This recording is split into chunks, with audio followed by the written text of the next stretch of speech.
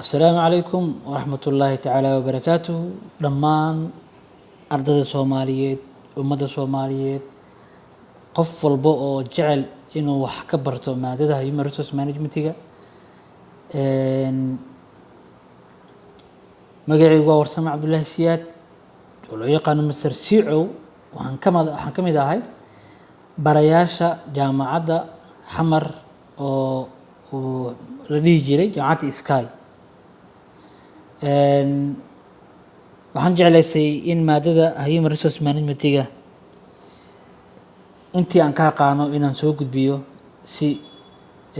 dadka qaar ay uga faa'iideystaan dabcan maadooyin kale ayaa jira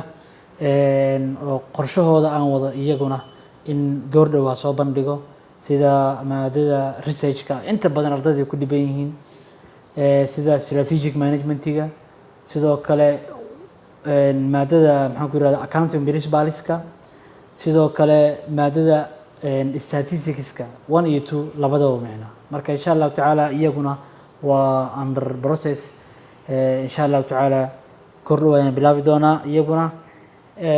wuxuu ilaahay qadaray in maanta aan bilaabo maadadan human resource amina okay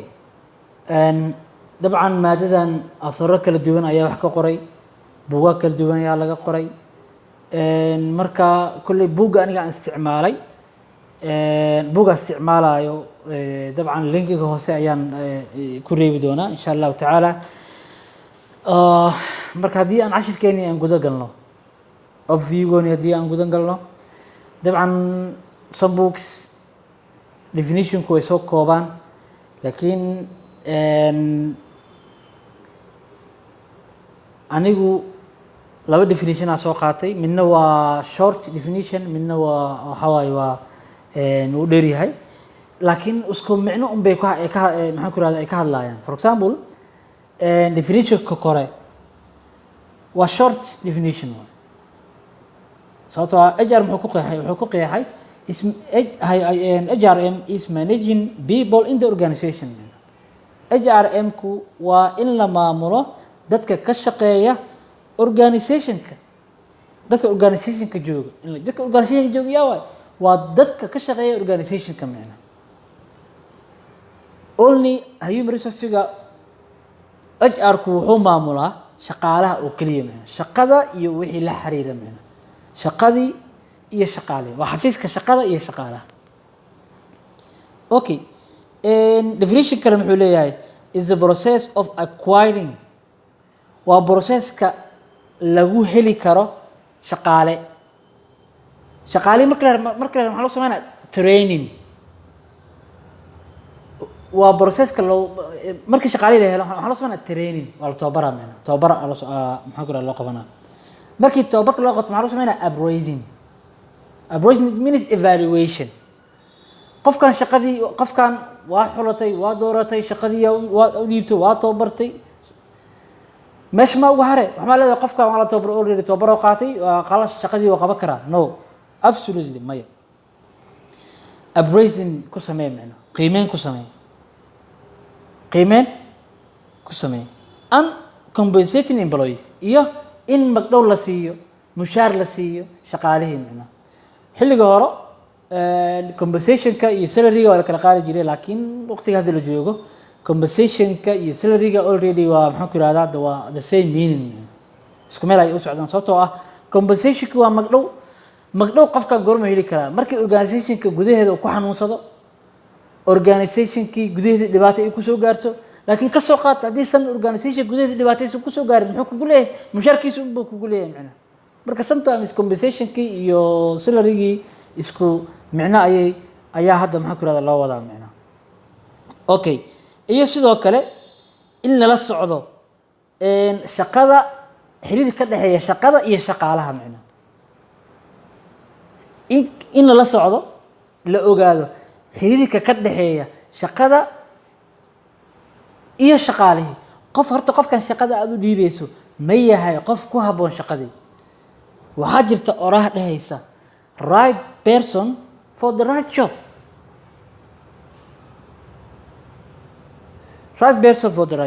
qofka shaqada qofka rabta inaa maxaa ku yirahdaa adu magacaado u dhiibto horta marka hore fiiri qofka miyaa qof ku habboon shaqadan. For example, nin health science maxaa ku yirahdaa ka soo baxay haddaad ka dhigta ka waran dean oo in faculty of maxaa ku yirahdaa economics and management science haddaad u dhiibto related ma aha macna waa qodinka qofkan waxa uu soo bartay iyo waxa halkan yaala related ma aha macna marka right person for the right job waxa loola jeedaa qofkan shaqada aad u dhiibeysid iyo shaqadii xiriir ma ka dhaxeeya isku fiiri macna sidoo kale HR maxay kaloo ka shaqeysaa health and safety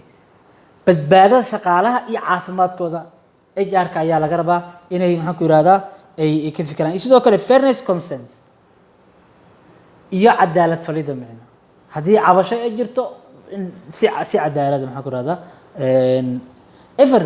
xulashada shaqaalaha in si cadaalad loo soo xusho shaqaalaha macna oo aan la fiirin isku meel aan ka nimid iyo another issues in aan la fiirin oo si cadaalad maxaa ku yiraahdaa loo fiiriyo marka labada definition marka fiiriso isku meel ay u socdaan macna kan kale oo shortiga waa managing people in the organization kan waa simply processka lagu qaadanayo shaqaale loo tababarayo mushaar loo siinayo lagu ogaanayo xiriirka kala dhaxeeya asaga iyo shaqada sidoo kale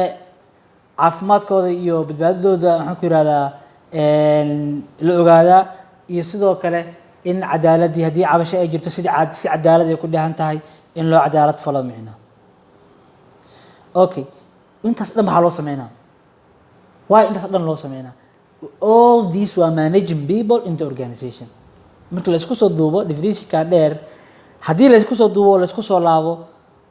macnaha guud oo u socdo waxa waaye waa managing people in the organization okay sidoo kale human resource deals with waxay ka hadashaa qodobadan soo socda macnaha kow recruitment and selection shaqo soo bandhigid iyo xulasho qodobkan oo recruitment and selection waa laba chapter oo inoo soo socota labadaas chapter ayaan ku faahfaahin doonaa recruitment-ga kaligiis waa chapter selection-kana waa chapter kale way isku xigaan recruitment-ga ayaa horeeya job analysis-kii kadib selection-kii marka laba chapter inoo soo socota ayaa ku falaqeyn doonaa insha Allah taala okay qodobka xiga marka HR-ka ay ka maxaa ku yiraahdaa la falgasho ama ay ka hadasho ama ay quseyso ama shaqadeeda maxaa waa hiring shaqaaleysiin in la shaqaaleysiiyo in shaqaale la qaato ya HR-ku shaqaalaha miska qaadana no waa in ay timaadaa baahi okay ka soo qaad bal tusaale aan ku soo qaadana jaamacadaha kuliyadda management science and economics ayaa waxay u baahan tahay macallimiin right kuliyaddu waxay u gudbinaysaa xafiiska akadeemiyadii waxay u sii gudbinayaa oo kala dhiirgelinaya HR-ki inta macallimiin loo baahan yahay iyo qualificationskooda nooca la rabo inuu noqdo macna marka qodobka kale ee ka hadasho waa hiring macna shaqaaleysiin sidoo kale performance evaluation maxay sameysaa waxqabadkii ayay evaluation ku sameysaa macna waxqabadka shaqaalaha ayay ku sameysaa maxaa ku yiraahdaa evaluation ama shaqadii laftigeeda ay ku sameysaa evaluation macna qiimeyn ayay ku sameysaa sidoo kale compensation it means magdhow ayay siisaa oo ama haddii si kale loo dhigo oo magdhow imaan waayo mushaar ayay bixisaa magdhowgu wuxuu ku imaan karaa oo keliya in qofka organization-ka asagoo jooga shaqadii gacmaha kula jira in dhibaato ay kusoo gaarto macnaha ka soo qaad shirkadaha ka shaqeeya electricity-ga korontada sida beeko oo kale haddii qof ka mid a shaqaalaha beeko asagoo jaranjaro saaran ee shaqo ku guda jira hadduu kasoo dhaco jaranjarada gacan ay ka jabto waa in uu maxaa ku yirahdaa waxaa lagu leeyahay markaas beeko waxaa lagu yeelanayaa magdhow waxa loo yaqaano macnaha magdhow waxa loo yaqaano ayaa lagu yeelan doona okay sidoo kale qodob kale ee ku xiga HR ka quseeya ama HR shaqadiisu ay tahay maxaa waa organization development horumarka organizationka asaga ayaa la rabaa inuu ka shaqeeyo macnaha sidoo kale qodobkan asaga laftigiisu waa chapter inoo soo socdo macnaha chapterkaas ayaa ku falqayn doonaa sidoo kale waxaa la rabaa inuu ka shaqeeyo safety orientation badbaadada shaqaalaha inuu mar waliba orientation maxaa loola jeedaa qodobkan waxaa loola jeedaa shirkadda Beko oo kale aan tusaale ku soo qaadano Beko waa in shaqaalaheeda mar waliba ay ka taxadirtaa ay ku wacyigelisaa maxaa ku raada orientation mar waliba oo joogta ay u samaysaa shaqaalaha in ay isticmaalaan agabka loogu talagalay korontada macnaha for example koofiyadii markii janjarada ay fuulayaan koofiyadii suunkii dhexda lagu xiranayay janjaradii maxaa ku raada lagu sii xiraayay si qof kasta dhulka ugu soo dhicin golofiskii la xiranayay kobihii la xiranayay looga hortagayay maxaa ku raada maasada wax waliba qalab walba oo maasada looga hortago waa in qofka xirtaa marka Beko iyada ayaa laga rabaa in ay maxaa ku yiraahdaa ka wacyigeliso Beko iyada ayaa laga rabaa inay shaqaalaha ka wacyigeliso in ay xirtaan agabkaas aan soo sheegnay oo dhan macnaha okay qodob kale ee xiga muxuu yahay waa wellness or health orientation sidoo kale HR-ka waxaa la rabaa in wacyigelin oo ka bixiyo maxaa ku yiraahdaa inuu la socdo caafimaadka shaqaalaha macnaha shaqaalaha caafimaadkooda badbaadada waa soo sheegnay haddana caafimaadkii in uu la socdo waa muhiim maxaa loola jeedaa taas waxaa loola jeedaa ka soo qaad shirkaddan waa shirkad kiimiko waaye waxyaaba kiimikaadka ay ka shaqeysaa macnaha okay waa mamnuuc adigoo kiimika ka shaqeynayo in without gloves inaad shaqo qabato macnaha waa mamnuuc marka dadka inay ku dhiirigeliso waxyaabahaas oo kale macnaha okay sidoo kale benefits waxaa jira wax loo yaqaano benefits wax kale maaha waa in lacag aan mushaarkooda ahayn waa lacag ka baxsan mushaarkooda in la siiyo macnaha for example in mobilka lacag loogu shubo ku hadal ah in maxaan ku yiraahdaa haddii qof shaqaalaha kamid a macallimiinta macallin kamid a in maxaan ku yiraahdaa shidaal loogu shubo maxaan ku yiraahdaa gaariga in qofkii gaari wato oo shaqaalaha kamid a shidaal maxaan ku yiraahdaa loogu shubo macnaha marka benefit waa taas waa qofkan shaqadiisa loo riyaaqay lacag ka baxsan lacag aan mushaarkiisa ahayn in la siiyo macnaha gunana maaha sababtoo gunadu waa xilli gunadu waxay timaadaa waa sanad magdhowguna wuxuu ku yimaadaa qofkan dhibaato inay soo gaarto tan laakiin waa benefit waa lacag yar oo iska abaalmarina waxay noqon kartaa in mobilka lacag loogu shubo halow in shidaal macalinka maxaa ku yirahdaa shidaalka annaga maxaa ku yirahdaa aan kaa dhiibin bishaan macalin marka qofku muxuu sameynaa uu sii dadaalaa macnaha dadaalkii uu hayay ayuu sii laba jibaarayaa macnaha sidoo kale employee motivation xafiiska shaqada iyo shaqaalaha waxaa laga rabaa shaqaalaha dhiirigelintooda isaga ayaa laga rabaa macnaha okay dhiirigelintu laba aan kala qaadno mid waa financial motivation midna waa non financial motivation maxay kala yihiin financial motivation maxaa waaye shaqaalaha isku mid maaha ninna wuxuu u arkaa motivationka in lacag la siiyo macnaha shaqo fiican oo qabtay waad mahadsan tahay iyo shahaado sharafaa lagu siinaa iyo waxaas dhan uma yaqaano motivation macnaha wuxuu u yaqaanaa jeebka iga taabo adeer jeebka iga taabo okay ninna wuxuu motivation u yaqaanaa in shahaado sharaf la siiyo xafiiska qaybta uu ku shaqo leeyahay lagu dhajiyo la sheego xaflad loo dhigo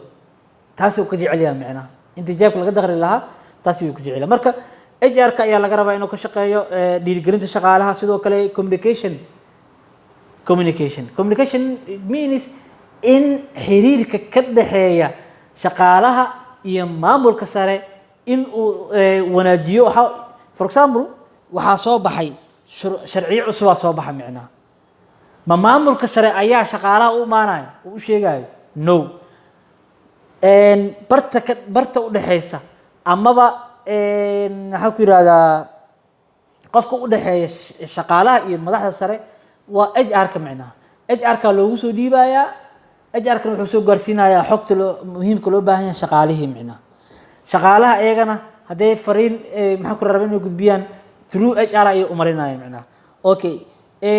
diagram-kan ayaa muujinaya communication-ka macnaha diagram-ka hoos ku qoranaya laakiin waa tagi doonaa insha Allah taala okay communication waxa la rabaa marka xiriirka inuu asaga sameeyo macnaha xiriirka inuu asaga sameeyo sababtoo ah qofkii u dhaxeeyay shaqaalaha iyo organization-ka waa HR-ka waa macnaha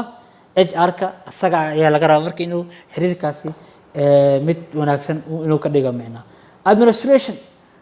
HR-ka waxa qofka HR manager-ka waxa laga rabaa in maamul wanaag inuu la yimaado macnaha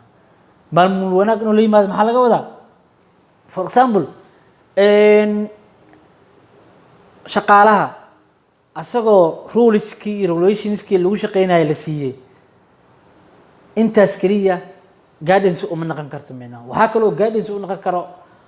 ishiisu ay qabanaysaa sida HR manager-ku u dhaqmayo macnaha haduu shaqada ka soo daaho shaqadii on time ku imaanayo soo marka wuxuu leeyahay niyow HR-ka xafiiska HR-ka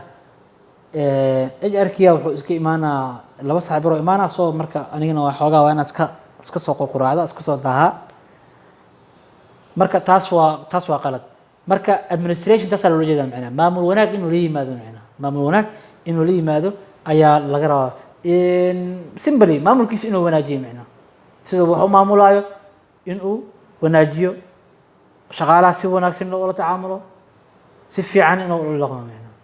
okay training inuu sameeyo qodobka xiga waa training inuu maxaa ku yiraahdaa sameeyo macnaha sidoo kale employee integration maxaa laga wadaa employee integration waa isku xirka shaqaalaha macnaha shaqaalaha inuu isku xiro maxaa laga wadaa inuu isku xiro macnaheedu ma aha in labada gacmood oo shaqaalaha isku xiro macnaha qan iyo kan isku xiro maaha waa in uu sameeyaa connection isku xiraaya shaqaalaha macnaha connection isku xiraaya shaqaalaha sometimes waxaa la sameeyaa inta badan job rotation waan ku arki doonaa chapter-ka noo socda ay ku jirtaa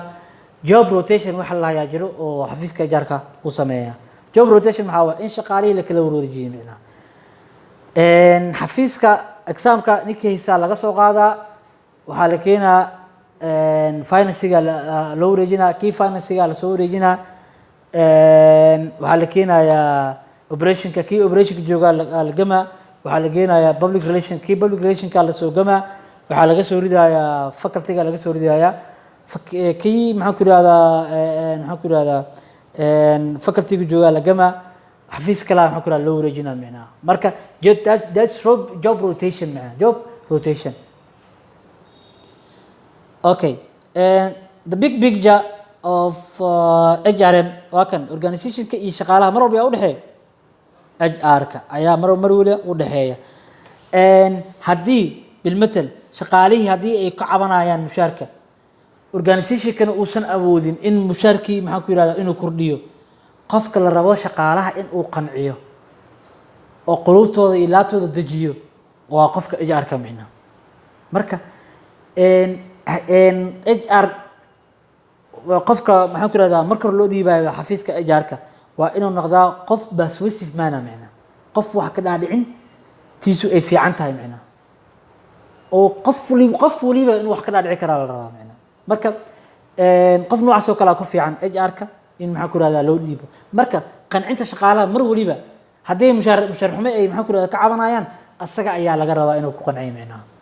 asaga ayaa laga rabaa inuu ku qanciyo ma aha inuu isaga dhex baxo organization-ka iyo shaqaalaha inuu iska hor keeno oo isaga dhex baxo macnaheedii ma aha taas macnaha okay duties-ka laga rabo qofka HR manager-ka waa maxay waa 3 kow line function labo qodobkan aan kusoo gabagabayn doonaa insha Allah taala labo coordinative function 3 staff function maxay kala yihiin marka line function wax kala maaha waa in uu hagaa qofka HR manager-ka ah waa in uu hagaa isku xiraa sorry isku xira maaha waa in uu hago activitieska ka dhacaya HR departmentiga micnaha asaga ayaa laga rabaa inuu hago HR departmentiga activitieska ka dhaca micnaha asaga ayaa laga rabaa inuu maxaan ku yiraahdaa guide gareeyo micnaha guidance inuu